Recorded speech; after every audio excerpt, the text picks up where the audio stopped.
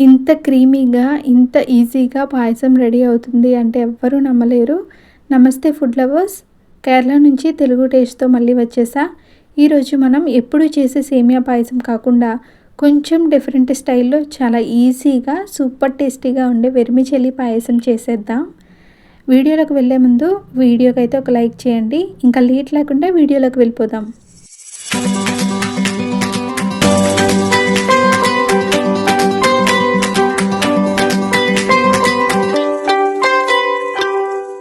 ముందుగా ఒక బౌల్లో 1/2 లీటర్ పాలను వేసుకోండి.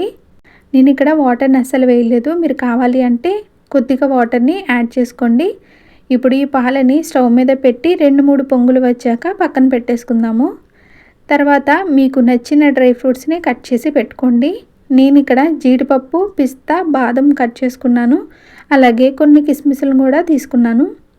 ఇప్పుడు పాయసం కోసం వెర్మిచెల్లిని తీసుకున్నాను. ఇది నార్మల్ సేమియా కంటే చాలా సన్నంగా ఉంటుందండి. ఇవి ఒక గుప్పెడంత తీసుకున్నాను. ఈ సేమియాకి 1/2 లీటర్ పాలు కరెక్ట్గా సరిపోతాయి. వీటిని చిన్నగా చేయాల్సిన అవసరం లేదు, అలానే వదిలేయండి.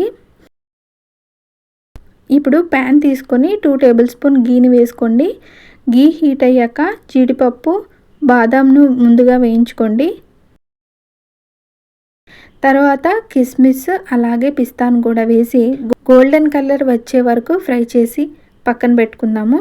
ఇలా డ్రై ఫ్రూట్స్ని ముందే ఫ్రై చేసి పెట్టుకుంటే చివరిలో పాయసానికి మంచి క్రంచీనెస్ వస్తుందండి. ఇదే ప్యాన్లో వెర్మిచెల్లిని వేసి లో ఫ్లేమ్ మీద లైట్ గోల్డెన్ కలర్ వచ్చేలా రోస్ట్ చేసుకుందాము. మీకు గీ సరిపోకపోతే ఇంకొక టేబుల్ స్పూన్ యాడ్ చేసి ఫ్రై చేసుకోండి. ఈ స్టెప్ చాలా ఇంపార్టెంట్. ఇలా రోస్ట్ చేస్తే వెర్మిచెల్లి అనేది స్టిక్కీగా అవ్వదు, అలాగే టేస్ట్ కూడా చాలా బాగుంటుంది. చూడండి, వెర్మిచెల్లి ఇలా గోల్డెన్ కలర్ వచ్చాక ముందు మరిగించిన పాలను వేసుకోవాలి. ఇలా మరిగించిన పాలు వేయటం వల్ల ఫాస్ట్గా ఉడికిపోతాయి. పాలను వేసిన తర్వాత మీడియం ఫ్లేమ్లో అప్పుడప్పుడు కలుపుతూ సాఫ్ట్గా అయ్యే వరకు కుక్ చేసుకోవాలి. ఈరోజు మలయాళం వర్డ్ వచ్చేసి ఇన్ను. ఇన్ను అంటే మనం డైలీ యూజ్ చేసే వర్డేనండి.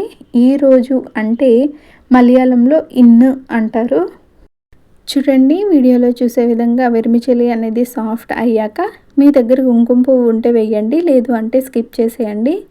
అలాగే మంచి ఫ్లేవర్ కోసం 1/2 టీ స్పూన్ యాలకుల పొడిని వేయండి. తర్వాత షుగర్కి బదులు నేను ఇక్కడ మిల్క్ మెయిడ్ని వేస్తున్నాను. ఇది పాయసానికి మంచి స్వీట్నెస్తో పాటు ఎక్స్ట్రా క్రీమీ టెక్చర్ని కూడా ఇస్తుంది.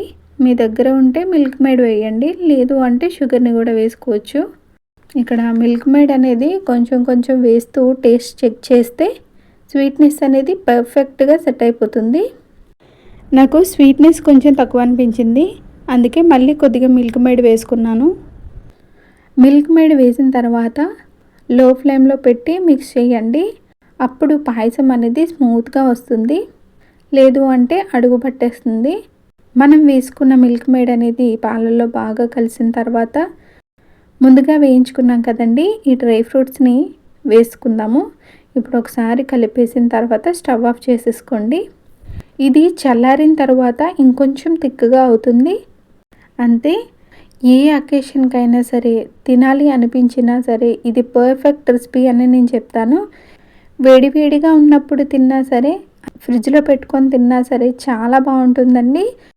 మీరు పాయసాన్ని వేడిగా ఉన్నప్పుడు తినడానికి ఇష్టపడతారా, లేదు అంటే ఫ్రిడ్జ్లో పెట్టుకొని తినడానికి ఇష్టపడతారా, కామెంట్ చేసేయండి.